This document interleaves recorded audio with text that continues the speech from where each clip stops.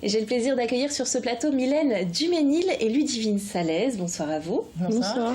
Alors nous allons parler de la ligne TER 24 qui relie donc Alençon à Le Mans. C'est une ligne que vous empruntez tous les jours pour aller au travail. Et il y a quelques mois, en janvier, nous vous avions rencontré alors que les horaires de cette ligne et plus particulièrement le train de 17h28 risquaient d'être modifiés. Qu'est-ce que vous avez fait déjà pour faire entendre vos voix pour maintenir cet horaire ?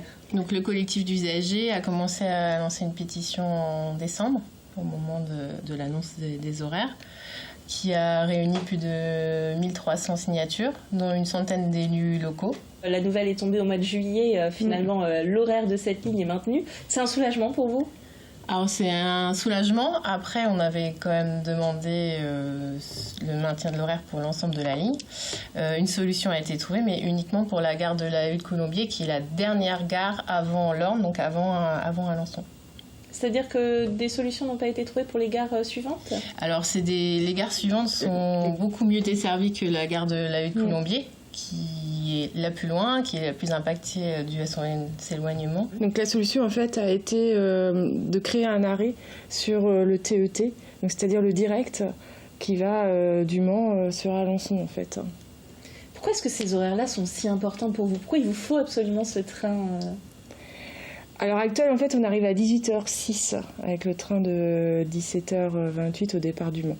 Et en fait, avec les changements horaires qui voulaient nous faire appliquer, on allait arriver à 18h36. Et 18h36, en fait, on perdait une demi-heure déjà sur notre temps libre.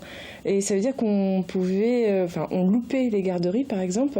Ça peut être aussi une heure de nounou en plus à payer. Ouais. Enfin, ça veut dire que c'est des conséquences financières, de temps libre vis-à-vis de nos enfants. En campagne, les garderies ferment à 18h30. Voilà. Donc c'est difficilement compatible.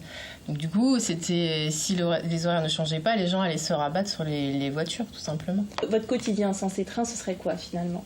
Beaucoup de voitures, beaucoup de fatigue. Quand on arrive dans le centre-ville du Mans, il faut trouver une place. Ouais. Maintenant, les places gratuites sont de plus en plus rares. Très rares. Et c'est aussi très dangereux de faire le même trajet toute l'année, pour certains plus de 60 km, parce que tout le monde n'habite pas au pied de la gare. Oui, bien sûr. Et vous êtes complètement rassuré quant à l'avenir du maintien de ce train ? Alors, vous avez des garanties ? C'est là où on a peur. Pas tout à fait. Donc en fait, les TET, ce sont des trains directs qui sont actuellement financés par l'État. Donc l'État va se désengager du financement et redonner la compétence à la région. Donc pour nous, c'est la région Normandie qui va financer ces trains. Après, est-ce que les régions vont pouvoir soutenir financièrement pendant des années des trains qui coûtent très très cher. Et également, ils peuvent être remplacés par des cars. Voilà. Ce que la loi Macron prévoyait quand même. Oui, donc, qui serait donc plus lent, moins pratique. Oui, voilà. Oui. Et nous, c'est ce qu'on veut pas, parce que c'est pareil. On sait qu'un car, quand il y a des grèves, le car il met à peu près 1h30 pour faire le tour des toutes petites gares. Le car est dans la circulation automobile, donc il est dans les bouchons. C'est pas un gain de temps du tout pour nous en fait. C'est pas le même confort. Voilà. Oui, donc c'est une victoire mais en demi-teinte. Voilà, on fait attention. Merci beaucoup en tout cas Ludivine Salaise et Mylène Duménil d'avoir accepté notre invitation. Merci. Je vous en prie, merci, au revoir.